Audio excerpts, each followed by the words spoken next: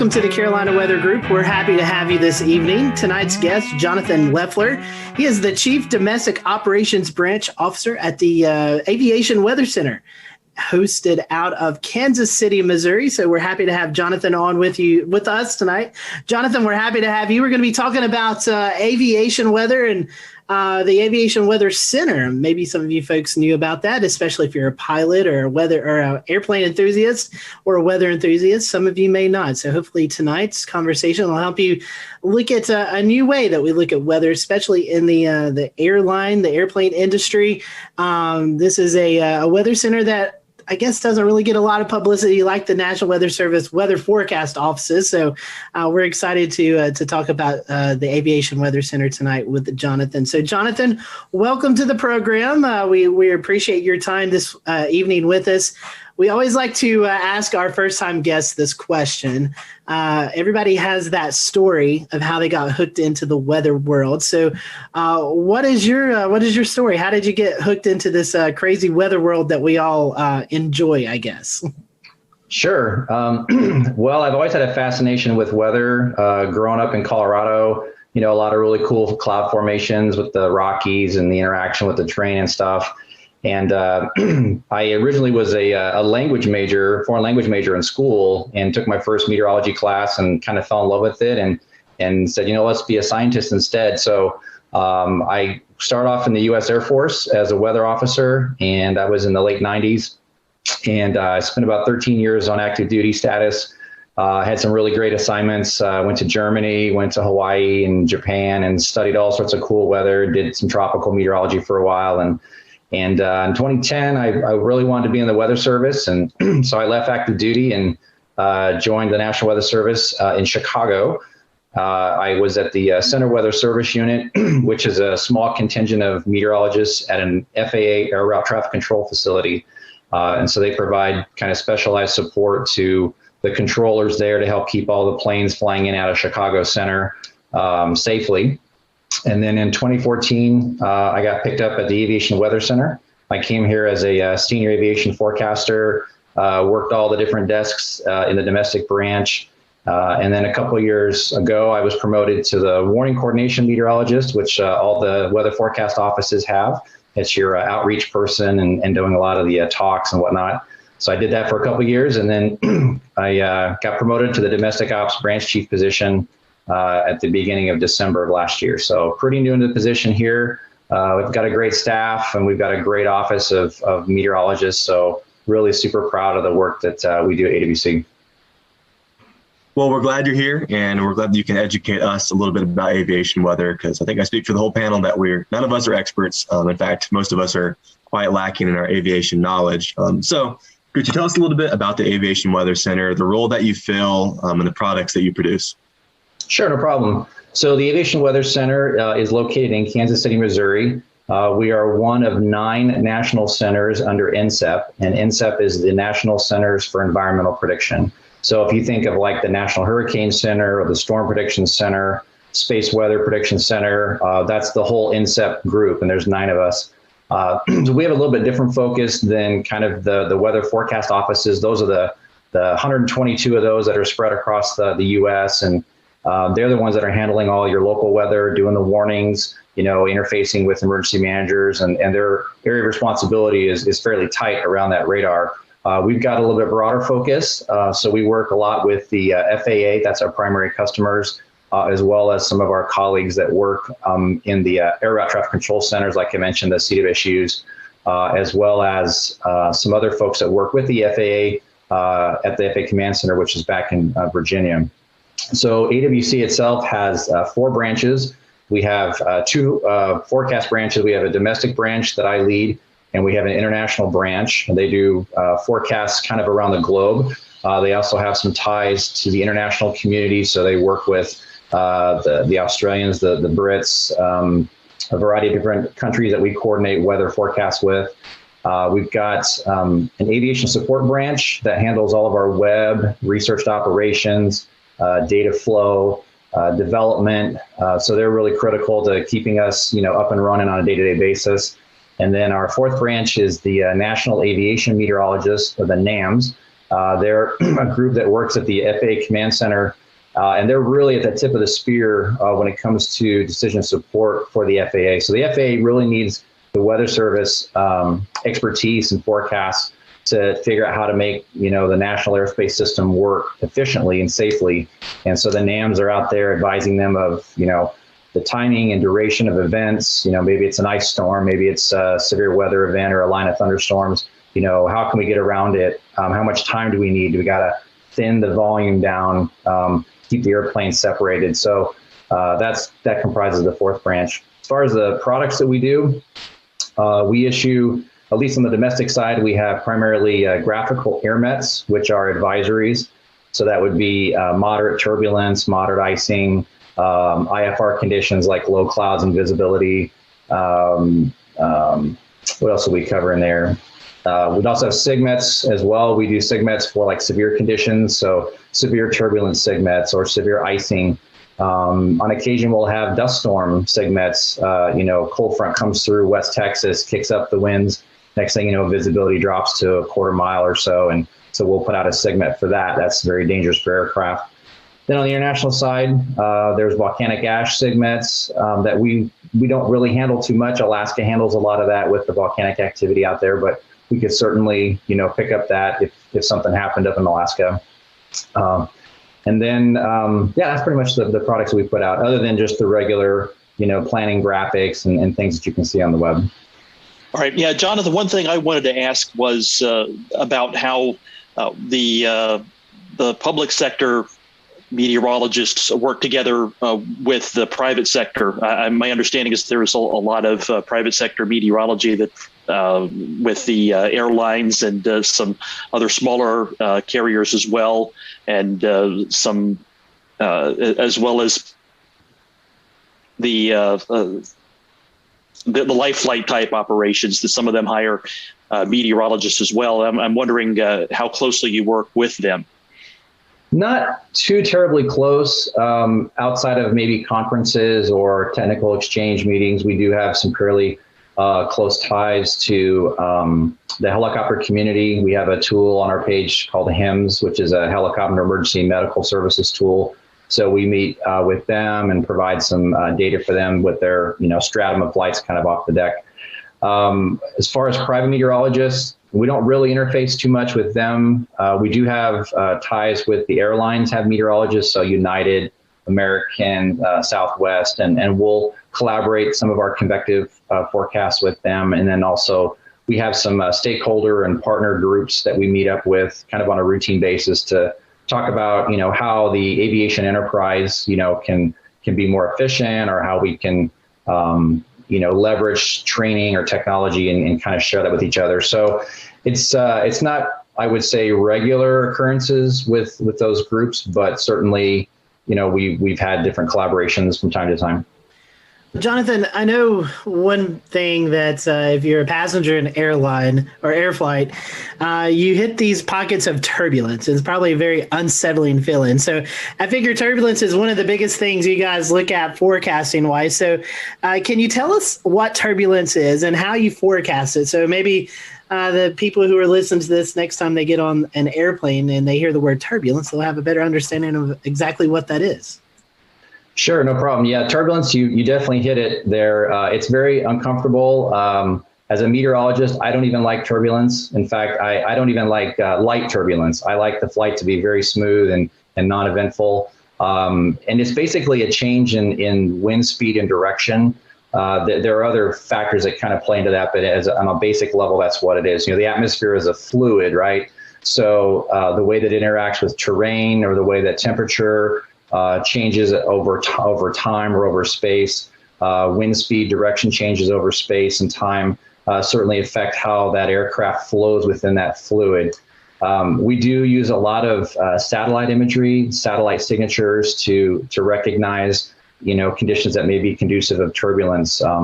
Generically, a washboard pattern where you see kind of a wave motion would be indicating of air that's rising, falling. Any reports of ACSL clouds would be, that wave motion as well. Which we look at surface observations. We also have numerical models that give us a sense of different indices tied to turbulence, whether it's different divergence tendencies or cyclonic tendencies or things that diagnostics that we run kind of from a physics perspective that can give us a sense of the weather. And then we really rely heavily on pilot reports, or PIREPs, as we call them.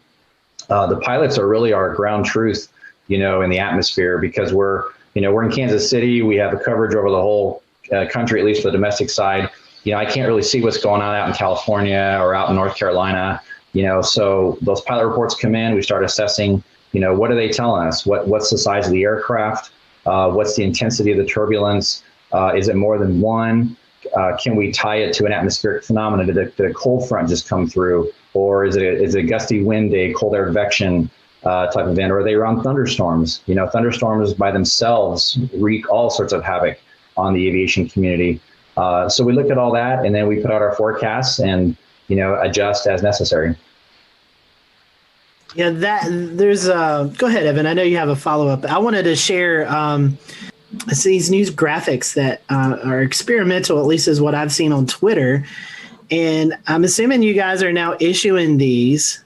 And I highlighted this area because it covers North and South Carolina. But this is, I guess, what you are issuing out. And I know the Weather Service in Greenville-Spartanburg retweets these out when it affects their area. But I guess this is kind of determining where the biggest area of turbulence is on this forecast day. Yeah, so those, our we call them non-convective SIGMET. So that would be icing and turbulence. It's something not associated with thunderstorms. We have a script set up that tweets those out automatically. And so you're seeing that as kind of an experimental product. That one right there is a severe turbulence for the low levels. So from surface to 12,000 feet. And that, based on the orientation and not really knowing kind of what the weather was, I guess that was early yesterday. Yeah, I'm guessing probably some strong surface winds or maybe some cold air advection. There was probably some wave motion in the atmosphere on maybe the low-level water vapor, or we probably got some reports. Maybe there's some general aviation flights coming out of, maybe Charlotte or maybe up in the DC area, perhaps some of the smaller airports scattered along the front side of the Appalachians there. And that just means warning level conditions. A SIGMET is the strongest thing that we can issue. That's our version of a tornado warning or a severe thunderstorm warning in the FO parlance. So when a SIGMET comes out, if there is not a reason to be flying in that stratum, we do not advise pilots to fly through there. Those conditions can be very dangerous. That's good to know. I saw these and I was like, oh, that's interesting. But now, this, when you word it like this is our tornado warning, it's good to know now how important those are. So I appreciate that. Evan, I'll toss it over to you. Yeah, thanks, Scotty. So it's kind of similar to what you just touched on, but can you talk about the role of mountain ranges in lower atmosphere turbulence? I would imagine that's a pretty big influencer on turbulence.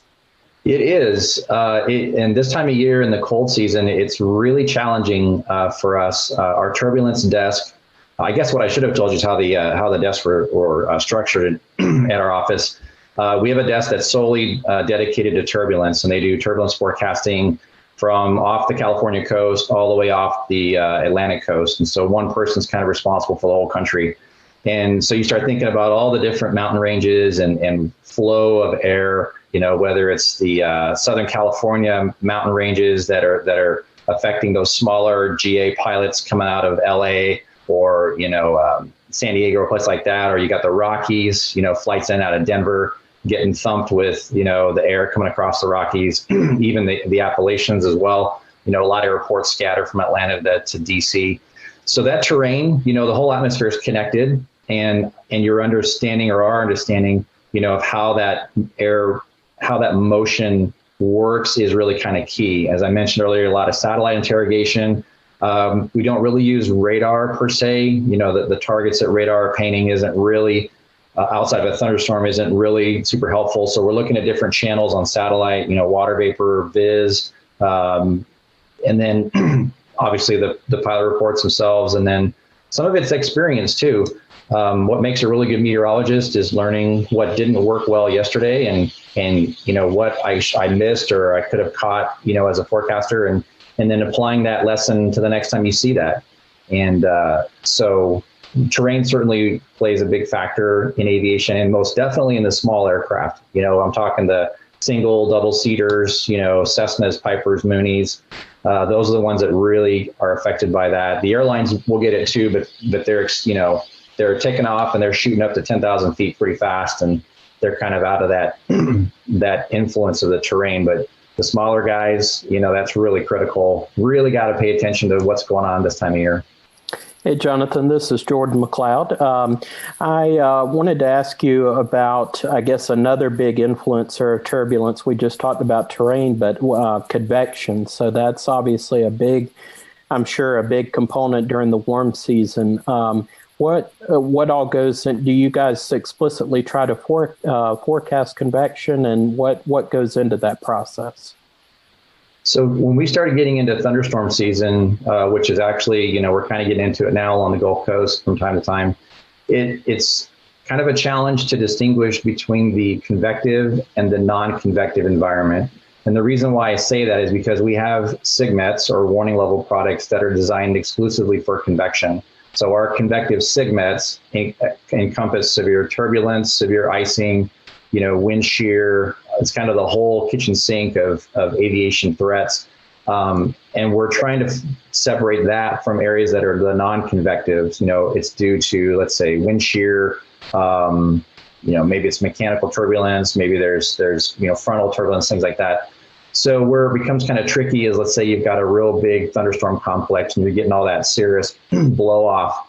There's a spot where it's no longer really thunder convective turb per se, where the convective SIGMET stops, but maybe we need to have a non-convective SIGMET out for all the airplanes that are diverting around that thunderstorm, and then they're getting into this, anvil cloud or some of that anticyclonic flow forward of an area of thunderstorms that can be conducive to the weather. So it's tricky because you want to route the airplanes away from the thunderstorms and keep them safe. And the place that they end up going is where you run into maybe some more turbulence. And so it gets to be a bit of a challenge. And that's why our relationships with the FAA and our partners that are messaging, to the different FAA offices is so critical, that we let them know, kind of where the smooth area is, to the best of our knowledge, in the area that you want to avoid. We get these warnings via phone apps, weather radios. How does a pilot get these SIGMET warnings and advisories? How do they acquire that? Is this something that they fly into airspace and they're communicating with the tower, or how is that done? So a couple ways. So the controllers, at the different air route traffic control centers are getting our products. They're relaying those on frequency. Pilots have access to apps like ForeFlight, or Garmin has some. I don't know if Garmin makes ForeFlight, but there's a variety of aviation apps that are out there that pull that data in. They can get them off our web. That's kind of a manual process there. And then they'll also talk to other pilots, communicating, how the rides, or just kind of spreading the knowledge around. So kind of like storm spotters, helping each other out, finding where the good spots are to get that visual. Pilots do the same thing. They're communicating, so maybe some crowdsourcing of information. But there's a variety of ways they can get it. Some of the limitations are when you get up in the air, maybe you don't have the same comms that you do on the ground. And so, maybe once you get airborne, maybe you're a little bit blind in terms of data or fresh data. So you're really kind of relying on that good pre-flight mentality and then getting back down safely. So variety of ways that we communicate that. We do not have an app. I'll just say that the Weather Service does not have an app. I get asked that question a lot. But we do have a lot of data and forecasts and ways that we broadcast that out. So the information is out there. It's just a matter of a way to get it. Great. Thanks, Jonathan. This is Dan Whitaker here. I just wanted to know a couple of things about the aircrafts themselves. Are they, firstly, how are they, in what different ways kind of are they reporting their data back to you? And secondly, I read about how drones are being used in the collection of data for aviation use as well, and if you know anything about that. Okay, so with the pilot reports, you're right. That is kind of come in a variety of different ways. Sometimes it goes from pilot to controller at an ARTC to their traffic management unit, and then it's entered into what we call the system. Sometimes there's a direct feed into our database. We have a way to submit pilot reports through our web interface. There are some technologies right now where pilots can do that through mobile applications, even to the extent of some of it being kind of auto-generated or pre-filled in based on the performance of the aircraft. That's kind of some new technologies being looked at now. So there's a variety of ways of that information getting back to us. With regards to your question on drones, that is kind of a new field that we haven't really kind of harnessed yet in terms of how we support the UAS community. I think primarily because you're flying so much lower than what we're usually forecasting for. You're in the lower, maybe 1,000 or 500 feet or whatever. So the resolution of data at those levels, we just don't have wind data every 50 feet or 100 feet. The models just don't run down to that resolution. So that's something that we have to kind of work with the FAA and figure out, okay, how do we do this? What are ways that we can provide weather, and intelligence to these aviators so that, they're not losing equipment or, being safe. And so, we've talked about terrain being an issue, convection being an issue. What are some of the areas of the country that you think are tricky to forecast in terms of aviation? Are there certain ones that really stand out to you above any others? Yeah, there are. Well, it kind of depends on what you're forecasting. So we've got a turbulence desk that does the whole country. We have a desk that does icing, and we have a desk that does we call ceiling visibility. That's kind of your IFR, instrument flight rules. That's your low clouds and visibility type. And each of those desks, at least on the domestic side, have their unique challenges based on the time of year. So to kind of bring it home to you guys out in North Carolina, the Piedmont, kind of the influence of the Atlantic maritime air mass and how the fog develops out there, South Carolina fog, North Carolina fog, the timing of that, is challenging. Fog development over Florida or the Gulf Coast stratus, is it going to get into the hill country of Texas? Is it going to get up to Dallas, or is it going to kind of stay San Antonio and south? Is a challenge. West Coast stratus into San Francisco is kind of a nightmare for their operations out there. There's a stratus season that we're kind of getting up on here in the spring, and they got to slow down airplanes. You can't see the runway, and you can't keep that separation. It really affects how efficient they can run the National Airspace System, or the NAS. And so marine stratus forecasting out west is hard. And the other thing that makes it hard too is that we rely a lot, not only on pilot reports, but also surface observing stations. And there's just not a lot of stations out west. The Rockies, you get valley fog in Colorado, or, Utah, places like that. And so out east, Central Plains, Eastern U.S., pretty dense data network. We got a pretty good handle on where stuff is, but out in the West, it can be hard, especially with a winter system moving through. Are they going to drop visibilities due to snow? Is it going to persist?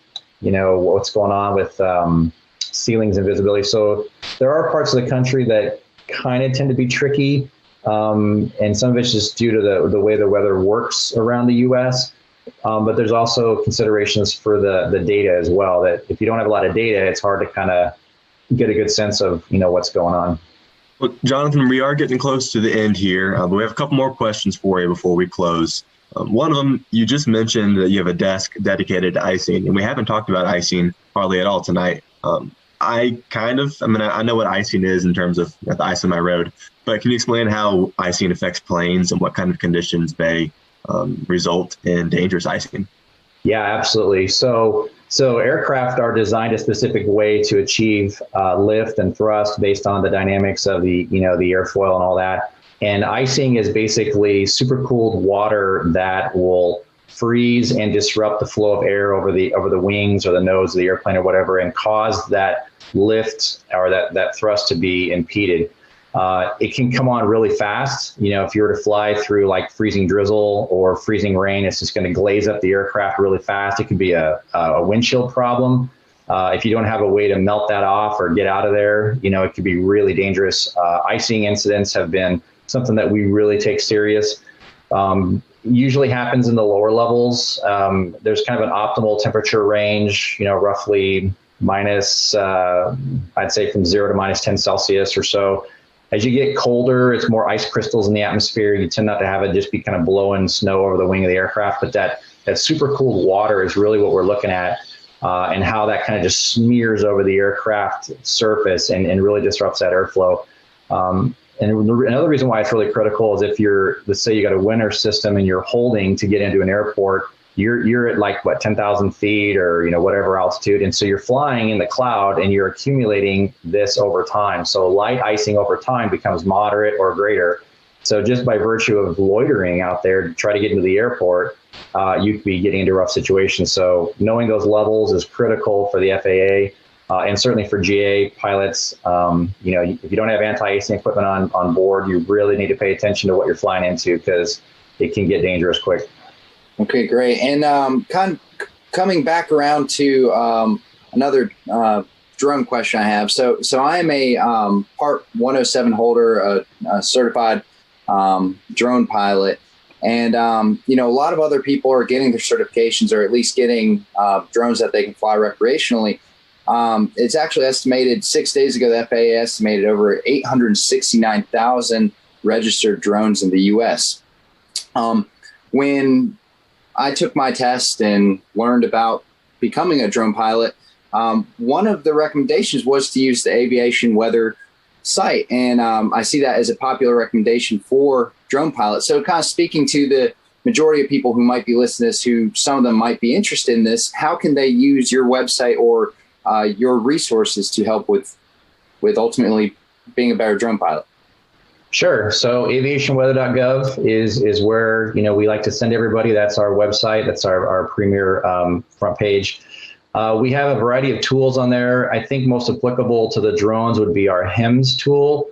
It's kind of designed for helicopters. It's going to have more kind of information on the lower levels. If you're not flying a drone at 10,000 feet, which you're probably not doing that, then some of the other tools maybe aren't as helpful. But HEMS is really designed for helicopters. So that would be probably most applicable to drone. As we kind of talked earlier, you know, if you're at those really low levels, you know, we may not have the forecast or the data at you know, 200 feet, 300 feet, you know, whatever you need. So that's something that we're looking at and ways to improve that as we get better technologies and you know, models to help out with that. But certainly going to aviationweather.gov, going to the, I think it's under forecast or tools at the top, and then you'll see a variety of information in there as well. And certainly encourage folks to look at that. And also just situational awareness, you know, just doing basic meteorological analysis of the atmosphere and knowing what you're getting into is really critical as well. Jonathan, one last question for me, and I'm not sure how much we can get into the weeds with this, but you keep mentioning it, and it perks my interest because I know the FAA, you know, is a big organization that just helps all commercial flights, rather passenger or freight, get from one place to the other. I'm sure with recent events, when we recorded this, we just went through a record cold spell for a big portion of the country. We've had a lot of winter weather. We've had a lot of tropical activity. So my question to you is what is that communication like with you guys to the FAA? Sure. So that's primarily through our Center Weather Service Unit colleagues. So those are the meteorologists that are at the different air route traffic control centers. They're messaging, talking to the FAA kind of on the regional level. And then from AWC itself, our National Aviation Meteorologists, the NAMs that I mentioned, that fourth branch, they're the guys that are embedded at the command center. That's where all these kind of national plans are put in place. And they're talking to planners, they're talking to business airline reps there. AOPA's got a rep there, that's Aircraft Owner Pilot Association. So there are ties to these different user groups through the FAA command center. And they're messaging that not around the clock, but 16 hours a day or so. They've got a pretty large presence there.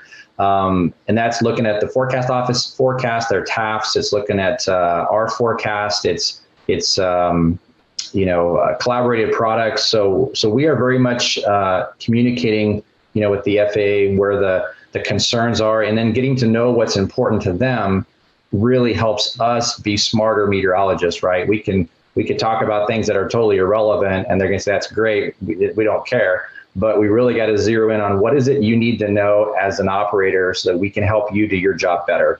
And that's really where we want to focus as aviation meteorologists, because it's a real kind of unique field in meteorology, very specialized, and we want to keep folks safe so that they're not diverting, to some airport and spending a couple days when they didn't want to be there. They want to go, on vacation to their destination. Yeah, we see all these folks, on the local news when there's a big event, they're spending the night in airports and stuff. And I know that is not a feeling that people want to do. So thank you for that insight. I'm always fascinated with that because I know it's got to be a big group of people working together to make sure people are getting to their destination. So, Jonathan, thank you for your time tonight. We certainly appreciate it. I know you plugged the website a little bit earlier, but we'd love to give you the opportunity again to give out that information for maybe some followers who are interested in aviation weather or getting into drone pilots or even a pilot themselves. How can they come across your products? Yeah, if you go to aviationweather.gov, there's all of our products and forecasts are on there. There's also some contact us links on there as well. So I see those webmails that come through, and in our office, respond to you as well. You could also reach out to your local forecast office. There's aviation functions in those offices as well. So if you want to talk to the WCM at those offices or any of your contacts that way. And then just through user groups, if you're a part of AOPA or you're part of other, flying organizations, there are contacts back, to the Weather Service. So love to help people be smarter and safer when they fly. That's why we do our job. That's why we love it and take it so serious and want folks to be prepared. Well, Jonathan, thank you for your time tonight. We appreciate it and definitely learned a lot. And we hope you guys who are watching or listening tonight did as well. We hope you have a great evening. We'll see you next time here on the Carolina Weather Group.